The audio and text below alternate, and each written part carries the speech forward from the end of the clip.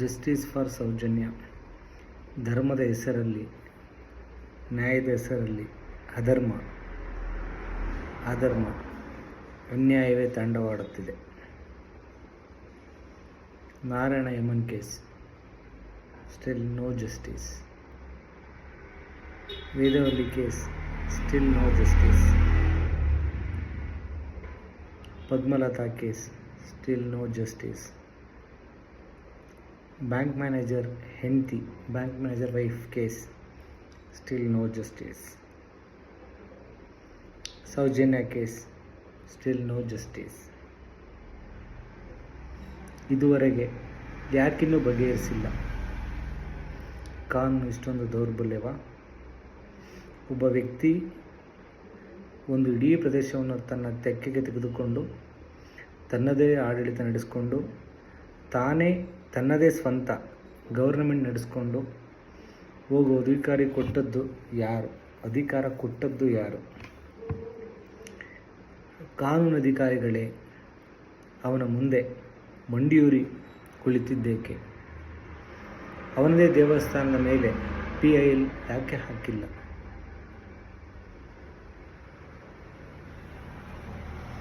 ಅಷ್ಟೊಂದು ದುರ್ಘಟನೆಗಳು ನಡೆಯುತ್ತಿದ್ದರೂ ಸರ್ಕಾರ ಇನ್ನೂ ಯಾಕೆ ಆ ಪ್ರದೇಶದಲ್ಲಿ ಹಸ್ತಕ್ಷೇಪ ಮಾಡಿಲ್ಲ? ಯಾಕೆ ಅಲ್ಲಿ ಎನ್ಕ್ವೈರೀಸ್ಗಳು ಆಗ್ತಾ ಇಲ್ಲ? ಅವನ ವಿರುದ್ಧ ಪ್ರತಿಭಟನೆಗಳು ಮಾಡಿದವರಿಗೆ ಪ್ರಶ್ನೆ ಮಾಡುತ್ತಾರೆ. ಉಚ್ಚ ನ್ಯಾಯಾಲಯದಿಂದ ತಡೆ ತರುವುದಾದರೂ ಏಕೆ? Injection order. ಯಾರಾದರೂ ಆ ಕ್ಷೇತ್ರದ ಬಗ್ಗೆ ಮಾತಾಡಿದ್ರೆ, ಅಲ್ಲಿನ ಮಹಾದನಿಗಳ ಬಗ್ಗೆ ಮಾತಾಡಬಾರ್ದು ಅಂತ ಅಂದ್ಬಿಟ್ಟು ಇಂಜೆಕ್ಷನ್ ಆರ್ಡರ್ ತರ್ತಾರೆ. ಹೈಕೋರ್ಟ್ಗೆ ಹೋಗಿ ಅವ್ರ ಬಗ್ಗೆ ಯಾರೇ ಮಾತಾಡಿದ್ರು, ಯಾವುದೇ ಮೀಡಿಯಾದಲ್ಲಿ, ಪ್ರೆಸ್ ಮೀಡಿಯಾ ಆಗಿರ್ಬೋದು, ಮಾಸ್ ಮೀಡಿಯಾ ಆಗಿರ್ಬೋದು, ಪ್ರಿಂಟ್ ಮೀಡಿಯಾ, ಪ್ರಿಂಟ್ ಮೀಡಿಯಾ ಅಂದರೆ ಪೇಪರಲ್ಲಿ ಎಲ್ಲೂ ಬರಬಾರ್ದು, ಆ್ಯಂಡ್ ನ್ಯೂಸ್ಗಳು ಕೂಡ ಅದ್ರ ಬಗ್ಗೆ ಡಿಸ್ಕಷನ್ ಆಗಬಾರ್ದು ಅಂದ್ಬಿಟ್ಟು ಇಂಜೆಕ್ಷನ್ ಆರ್ಡರ್ ತರ್ತಾರೆ. ಯಾರೂ ಮಾತಾಡಬಾರ್ದು ಅದ್ರ ಬಗ್ಗೆ ಅಂತ ಅಂದ್ಬಿಟ್ಟು. ಉಚ್ಚ ನ್ಯಾಯಾಲಯದ ಯಾವ ನಿಯಮದಡಿಯಲ್ಲಿ ತಡೆ ಕೊಡ್ತಿದ್ದಾರೆ? ಏನಕ್ಕೆ ಇಂಜೆಕ್ಷನ್ ಆರ್ಡರ್ ತರ್ತಿದ್ದಾರೆ ಅಂತ ಅಂದ್ಬಿಟ್ಟು. ಜನರಿಗೆ ಸತ್ಯ ಗೊತ್ತಾಗದಂತೆ ತಡೆಯುವಲ್ಲಿ ನ್ಯಾಯಾಲಯ ಮುಂದೆ ಏಕೆ ಪ್ರಶ್ನಿಸುತ್ತಿದ್ದಾರೆ? ಅವನ ವಿರುದ್ಧ ಯಾವುದೇ ಮಾಹಿತಿ ಸೋರಿಕೆಯಾದರೂ, ಮಾಹಿತಿ ಇಲ್ಲದಂತಾಗಿರೋದಾದರೂ ಯಾಕೆ? ತುಂಬ ಈಗೇನು ಸೌಜನ್ಯ ಕೇಸಲ್ಲಿ ಅದರಲ್ಲಿ ಯಾರೋ ಇದ್ದಾರೆ ತಿಳ್ಕೊಂಡಿರೋದು, ಹೈ ವಿಟ್ನೆಸಸ್ ಅಂತ ಯಾರು ಇರ್ತಾರೆ ಅಂಥವರು ತುಂಬ 4ರಿಂದ 5 ಜನನ ಕೊಲೆ ಮಾಡಿದ್ದಾರೆ ಅಂತ ಹೇಳ್ತಿದ್ದಾರೆ. ಏನಕ್ಕೆ ಸತ್ರು, ಹೆಂಗೆ ಸತ್ರು ಗೊತ್ತಿಲ್ಲ. ಉತ್ತರ ಸಿಗದೆ ಪ್ರಶ್ನೆಗಳಿಗೆ ಉತ್ತರ ಸಿಕ್ಕರೂ ನೋಡದಂತೆ, ಕೇಳದಂತೆ, ಅದರ ಬಗ್ಗೆ ಮಾತಾಡದಂತೆ ಇರಬೇಕಾದದ್ದು ಸತ್ತ ಪ್ರಜೆಗಳ ಅತಿ ದೊಡ್ಡ ಜವಾಬ್ದಾರಿ. ಅಂದರೆ ನಮಗೆ ಹೇಳ್ತಾ ಇರೋದು, ಪ್ರಶ್ನೆಗೆ ಉತ್ತರನೇ ಇಲ್ಲ. ಯಾಕೆ ಸತ್ರು, ಹೆಂಗೆ ಸತ್ರು? No justice. ಸೌಜನ್ಯ ಕೇಸ್ ಬಗ್ಗೆ ತಿಳಿದಾಗ ಆ ವ್ಯಕ್ತಿ ಬಗ್ಗೆ ಅಸಹ್ಯ ಬಂತು, ಅಸಹ್ಯ ಉಟ್ಕೊಂಡಿತ್ತು. ಇದೆಲ್ಲ ಅವರಿಗಾಗ್ತಾ ಹೋದಂತೆ ಕೋಪ, ಅಸಹಾಯಕ ದ್ವೇಷ ಹುಟ್ಟುತ್ತದೆ. ಎಲ್ಲರಿಗೂ ಯಾರಿಗೆ ದ್ವೇಷ ಬರಲ್ಲ? ಈ ಥರ ಒಂದು ಹೆಣ್ಮಗುಗೆ ಎಷ್ಟು ಕ್ರೂರವಾಗಿ ಕೊಂದಿದ್ದಾರೆ ಅಂತ ಗೊತ್ತಾದರೆ ಎಂಥವ್ರಿಗೂ ಕೋಪ ಬರಲ್ಲ? ಎಂಥವ್ರಿಗೂ ತುಂಬ ಕೋಪ ಬರ್ತದೆ. ಧರ್ಮ ಸ್ಥಳ ಹೆಸರಿಗಷ್ಟೇ, ಧರ್ಮವೂ ಇಲ್ಲ, ನ್ಯಾಯವಂತೂ ಮೊದಲೇ ಇಲ್ಲ. ತುಂಬ ಇಷ್ಟವಿತ್ತು ಧರ್ಮಸ್ಥಳ ದೇವಸ್ಥಾನಕ್ಕೆ ಹೋಗಬೇಕು, ಪ್ರಾರ್ಥಿಸ್ಬೇಕಂತೆಲ್ಲ. ಧರ್ಮಸ್ಥಳ ದೇವಸ್ಥಾನಕ್ಕೆ ಹೋಗಬಾರ್ದು ಅಂತ ಏನಿಲ್ಲ, ಹೋಗಬೇಕು.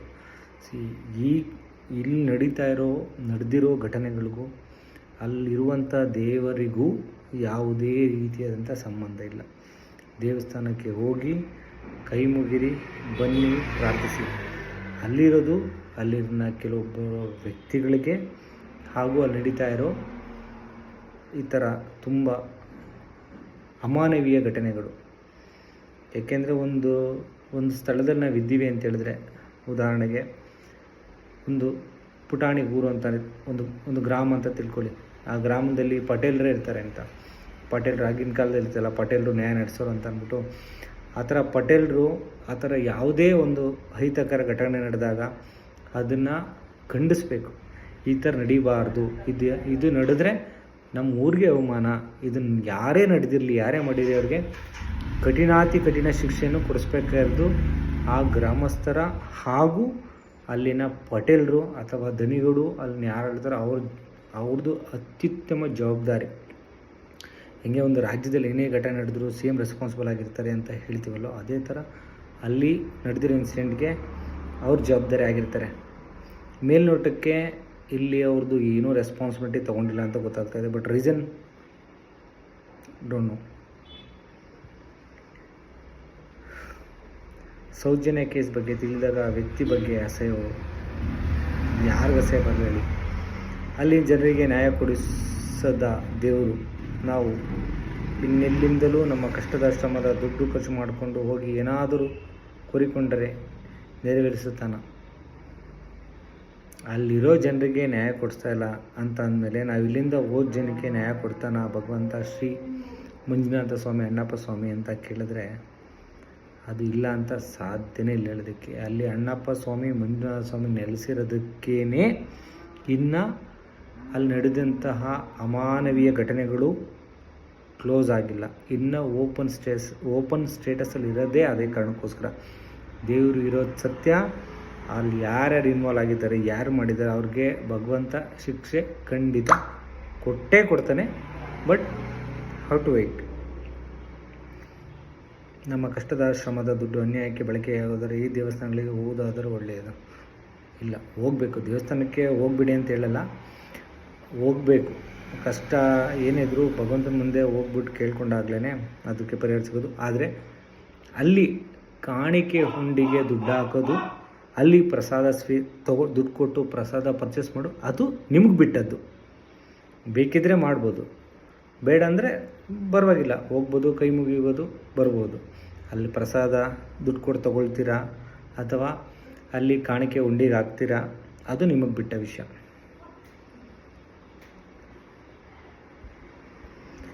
ನಮ್ಮ ಶ್ರಮ ದುಡ್ಡು ಇನ್ಯಾವುದಾದ್ರೂ ಲಂಚ ಕಮಿಷಕ್ಕೆ ಒಳಗಾದರೆ ತಡೆಯೋದಾದರೂ ನ್ಯಾಯವಂತರಿಗೆ ನೀತಿ ನಿಯಮ ಇರುವವರಿಗೆ ದೇವರು ಸಹ ಮೋಸ ಮಾಡುತ್ತಾನೆ. ಮೋಸ ಮಾಡುವವರಿಗೆ ದೇವರು ಅವನ ಹೆಸರಿನಲ್ಲೇ ಮೋಸ ಮಾಡಿ ಅಂತ ಪರ್ಮಿಷನ್ ಸಹ ಕೊಟ್ಟಿದ್ದಾನೆ. ಧರ್ಮಕ್ಕಿಂತ ಮನುಷ್ಯತ್ವ ದೊಡ್ಡದು. ವಕೀಲರು ಯಾರಿದನ್ನು ಬರೆದಿದ್ದು ಲೀಲಾ ಬಂಟಯ್ಯ, ತುಂಬ ಚೆನ್ನಾಗಿ ಬರೆದಿದ್ದಾರೆ. ಧರ್ಮ ದೊಡ್ಡದು, ಧರ್ಮಕ್ಕಿಂತ ಮನುಷ್ಯತ್ವ ದೊಡ್ಡದು. ಹೌದು, ಸತ್ಯ. ಸುಮಾರು ಒಂದು 5-6 ದಿನದಿಂದ ಈ ಕೇಸ್ ಬಗ್ಗೆ ನಾನು ಯೂಟ್ಯೂಬಲ್ಲಿ ನಡೆದಿರೋ ಇನ್ಸಿಡೆಂಟು 2012ಇಂದ ಹಿಡಿದು 2012 ಅಷ್ಟೊಂದು ಅಪ್ಲೋಡ್ ಆಗಿರಲ್ಲ ವೀಡಿಯೋಸ್ ಎಲ್ಲ. ಇದನ್ನು ಅಪ್ಲೋಡ್ ಆಗಿದ್ದು 2019 2022 2023 ತುಂಬ ಯೂಟ್ಯೂಬರ್ಸ್ ಮಾಡಿದ್ದಾರೆ, ಇದ್ರ ಬಗ್ಗೆ ಡಿಸ್ಕಷನ್ ಮಾಡಿದ್ದಾರೆ. ಅವ್ರಿಗೆಲ್ಲ ಇಂಜೆಕ್ಷನ್ ಆರ್ಡರ್ ತಂದು ಎಲ್ಲ ಸ್ಟಾಪ್ಸ್ ಆಗಿದೆ, ಡಿಲೀಟ್ ಆಗಿದೆ. ಆಮೇಲೆ ಏನಂತ ಹೇಳಿದ್ರೆ, ಆ ಥರ ಯಾರ್ಯಾರು ಮಾಡಿದಾರೋ ಆ ಥರ ವೀಡಿಯೋಗಳು ಯಾರ್ಯಾರು ಜಸ್ಟಿಸ್ ಫಾರ್ ಸೌಜನ್ಯ ರಿಲೇಟೆಡ್ ಏನೇನು ವೀಡಿಯೋಸ್ಗಳು ಮಾಡಿದಾರಲ್ಲ, ಅವ್ರಿಗೆಲ್ಲ ಬೆದರಿಕೆ ಕೆರೆಗಳು ಬೈ ಡಿಫಾಲ್ಟ್ ಹೋಗುತ್ತೆ. ಯಾಕೆ ಗೊತ್ತಾ? ಯಾಕೆಂದರೆ ಅವ್ರ ಹತ್ರ ಎಂಪವರ್ ಇದೆ, ಮಜಲ್, ಮನಿ, ಮೆನ್, ಎಲ್ಲ ಪವರ್ ಇದೆ, ಅಧಿಕಾರ ಇದೆ, ಅಧಿಕಾರಕ್ಕೆ ತಕ್ಕಂತೆ ದುಡ್ಡು ಇದೆ, ದುಡ್ಡಿಗೆ ತಕ್ಕಂತೆ ಎಲ್ಲ ಸಪೋರ್ಟರ್ಸು ಇದೆ. ಸೊ ಹಂಗಾಗಿ ಈ ಕೇಸ್ಗೆ ಜಸ್ಟಿಸ್ಸು ಸಿಗಲ್ಲ ಅಂತ ಹೇಳೋಕ್ಕಾಗಲ್ಲ, ಸಿಗುತ್ತೆ. 100% ಜಸ್ಟಿಸ್ ಸಿಗುತ್ತೆ. ಆದರೆ ಜಸ್ಟಿಸು ಸ್ವಲ್ಪ ನಿಧಾನ ಆಗುತ್ತೆ. ಜಸ್ಟಿಸ್ ಡಿನೈಡ್ ಅಂತಲೂ ಹೇಳ್ತಾರೆ. Justice delayed is equal to justice denied ಅಂತ. ಹಂಗಂದರೆ ಎಷ್ಟು ಜಸ್ಟಿಸ್ಗೆ ಡಿಲೇ ಆಗುತ್ತೋ ಅದು ಅಷ್ಟು ಡಿನೇ ಆಗುತ್ತೆ ಅಂತ. ಅದು ಒಪ್ಪಲಿಕ್ಕೆ ಸಮ್ ಕೇಸಸ್ ಆಗೋದಿಲ್ಲ. ಬಟ್ ಯಾಕೆಂದರೆ ಧರ್ಮಸ್ಥಳ ಅದರಂಥ ಪುಣ್ಯಕ್ಷೇತ್ರ, ನಾನು ಇವಾಗಲೂ ಹೇಳ್ತೀನಿ, ಧರ್ಮಸ್ಥಳಕ್ಕೆ ಹೋಗಿ ಬನ್ನಿ, ಭಗವಂತ ಇರೋದು ಸತ್ಯ. ಅದಕ್ಕೋಸ್ಕರನೇ ಯಾವುದೂ ಆ ಥರ ಕೇಸಸ್ ಕ್ಲೋಸ್ ಆಗಿಬಿಟ್ಟಿಲ್ಲ. ಖಂಡಿತ ಯಾರ್ಯಾರು ತಪ್ಪು ಮಾಡಿದಾರೋ ಅವ್ರಿಗೆ ಶಿಕ್ಷೆ ಆಗೇ ಆಗುತ್ತೆ. ಕರ್ಮದಿಂದ ಯಾರೂ ಕೂಡ ತಪ್ಪಿಸ್ಕೊಳ್ಳೋಕ್ಕೆ ಸಾಧ್ಯವೇ ಇಲ್ಲ. ಯಾವುದೇ ವ್ಯಕ್ತಿಯಾಗಿರಲಿ, ಯಾವುದೇ ಪೊಸಿಷನ್ಲಿರಲಿ, ಯಾವುದು ಪರ್ಮನೆಂಟ್ ಅಲ್ಲ. ಯಾವುದೇ ಅಧಿಕಾರ ಆಗಿದ್ದರೂ ಅಷ್ಟೇ. ಪ್ರೆಸೆಂಟ್ ಪೋಸ್ಟ್ ಪರ್ಮನೆಂಟಾ? ಅಲ್ಲ. ಪ್ರೈಮ್ ಮಿನಿಸ್ಟರ್ ಪರ್ಮನೆಂಟಾ? ಅಲ್ಲ. ಮಿನಿಸ್ಟರ್, CMs ಯಾವುದು ಪರ್ಮನೆಂಟ್ ಅಲ್ಲ. ಒಂದೇ ಒಂದಂದರೆ ಅದು ಭಗವಂತ ಪರ್ಮನೆಂಟು. ಅವನ ಇಚ್ಛೆ ಅನುಸಾರ ನಡಿಬೇಕು. ಯಾರ್ಯಾರು ಕರ್ಮ ಮಾಡಿದಾರೋ ಖಂಡಿತ ಇವತ್ತಿಲ್ಲ ನಾಳೆ ಇಲ್ಲ ಅವ್ರು ಅನುಭವಿಸ್ತಾರೆ. ಅದನ್ನ ಕೊನೆ ಪಕ್ಷ ಯಾರ್ಯಾರು ಅಂಥ ಅಮಾನವೀಯ ಕೃತ್ಯಗಳನ್ನ ನಡೆಸೋರಲ್ಲ ಅವರು ಮನಸ್ಸು ಕೂಡ ಒಪ್ಪೋದಿಲ್ಲ ತಪ್ಪು ಅಂತ ಅಂದ್ಬಿಟ್ಟು ಅನ್ನಿಸ್ತದೆ ಅವ್ರಿಗೆ. ಯಾರಿಗೇ ಆಗಲಿ ಅಷ್ಟು ಭೀಕರತೆ ಮೆರೆದಿರೋರಿಗೆ ಸಾಧ್ಯ ಇಲ್ಲ. ಒಂದು ಕ್ಷಣಕ್ಕಾದರೂ ನಾವು ಮಾಡಿದ ತಪ್ಪು ಅನಿಸುತ್ತೆ, ಅದು ಕರ್ಮ, ಅವ್ರು ಅನುಭವಿಸ್ತಾರೆ. But we have to wait for justice. And ಏನಂದರೆ ಆ ಕೇಸು ಕ್ಲೋಸ್ ಆಗದೇ ಇರೋ ಥರ ಅವಾಗ ಟಾಪಪ್ ಮಾಡ್ತಾ ಇರಬೇಕು ಅದ್ರ ಬಗ್ಗೆ. ನೋಡೋಣ ಏನಾಗುತ್ತೆ ಅಂತ ಅಂದ್ಬಿಟ್ಟು. And thanks to all YouTubers, Kannada YouTubers, blogs ಚೆನ್ನಾಗಿ ಮಾಡಿದ್ದಾರೆ. ಏನು ಸಮೀರ್ MD ಅಂತ ಒಂದು ಹುಡುಗ ಮಾಡಿದ್ನ ವಿಡಿಯೋ, ಅವ್ನ ಪ್ರೆಸೆಂಟೇಷನ್ ಸ್ಕಿಲ್ ಚೆನ್ನಾಗಿದೆ. ಒಂದು ಆರ್ಟಿಫಿಷಿಯಲ್ ಇಂಟೆಲಿಜೆನ್ಸ್ ಎಲ್ಲ ಯೂಸ್ ಮಾಡಿ ಅದನ್ನು ಬ್ಯಾಕ್ಗ್ರೌಂಡ್ ಎಲ್ಲ ಪ್ಲೇ ಮಾಡಿದ್ದು ತುಂಬ ಚೆನ್ನಾಗಿ ಮಾಡಿದ್ದಾನೆ. ಸೊ ಹಂಗೂ ಗೊತ್ತಾಯಿತು. ನಮ್ಗೆ ಇನ್ನೊಂದು ಸರ್ಪ್ರೈಸಿಂಗ್ ವಿಷಯ ಅಂತ ಅಂದಿದ್ದು ನನಗೆ ಇಲ್ಲಿ ತನಕನೂ ಗೊತ್ತಿಲ್ಲ. ಮಂಜುನಾಥ ಸ್ವಾಮಿ, ಧರ್ಮಸ್ಥಳ ಮಂಜುನಾಥ ಸ್ವಾಮಿ ದೇವಸ್ಥಾನ ಬಂದು ಜೈನಿಗೆ ಸೇರಿದ್ದು ಅಂತ ಅಂದ್ಬಿಟ್ಟು ನಮ್ಗೆ ಇವಾಗಲೂ ಒಂದು ಸಿಂಪಲ್ ಕ್ವಶನ್ಸ್ ಇದ್ದಿದ್ದು, ಏನಕ್ಕೆಲ್ಲ ನಮ್ಮದು ಈವನ್ ನಮ್ಮ ಗ್ರಾಮದ್ದು ಕೂಡ ಇದು ಧರ್ಮದತ್ತಿ ಇಲಾಖೆಗೆ ಸೇರಿಕೊಳ್ಳುತ್ತೆ ಅಂದಮೇಲೆ ಅದು ಧರ್ಮದತ್ತಿ ಇಲಾಖೆಗೆ ಸೇರಬೇಕಿತ್ತಲ್ಲ, ಯಾಕೆ ಸೇರಿಲ್ಲ ಅಂತಂದರೆ ಇಲ್ಲ ಅಲ್ಲಿ ಮ್ಯಾನೇಜ್ ಮಾಡೋಕ್ಕಾಗಲ್ವೇನೋ, ಕರ್ನಾಟಕ ಗೌರ್ಮೆಂಟು ಅದಕ್ಕೋಸ್ಕರ ತೊಗೊಂಡಿಲ್ಲ. ತುಂಬ ಜನಗಳು ಬರ್ತಿದ್ದಾರೆ, ಲ್ಯಾಕ್ಸ್ ಟುಗೆದರು, ಕ್ರೋರ್ಸ್ ಟುಗೆದರು, ಅಲ್ಲಿ ಟೆಂಪಲ್ ವಿಸಿಟ್ ಮಾಡ್ತಾಯಿದ್ದಾರೆ, ಅವೆಲ್ಲ ಮ್ಯಾನೇಜ್ ಮಾಡೋಕ್ಕಾಗಲ್ಲ ಅಂತಲೂ ತೊಗೊಂಡಿಲ್ಲ ಅನ್ನೋ ಥರ ನಾನು ಅಂದ್ಕೊಂಡಿದ್ದೆ. ನನಗೆ ಈಗಲೇ ಗೊತ್ತಾಗಿದ್ದು ಅದು ಜೈನ್ ಟೆಂಪಲ್ ಅಂತ ಅಂದ್ಬಿಟ್ಟು. ಎತ್ತಣ ಮಾಮರ ಎತ್ತಣಕ್ಕೆ ಹೋಗಿಲ್ಲ, ಸಮುದ್ರದೊಳಗಣ ಉಪ್ಪು, ಬೆಟ್ಟದ ಮೇಲಿನಲ್ಲಿ ಎತ್ತಣ ಸಂಬಂಧವಯ್ಯ ಅಂದಂಗೆ ಮಂಜುನಾಥ ಸ್ವಾಮಿ, ಅಣ್ಣಪ್ಪ ಸ್ವಾಮಿಗೂ ಜೈನ್ ಕಮ್ಯುನಿಟಿಗೂ ಏನು ಸಂಬಂಧ ಅಂತ ನನಗಂತೂ ಗೊತ್ತಿಲ್ಲ. But god is truth. Let's see and wait for the justice. Thanks.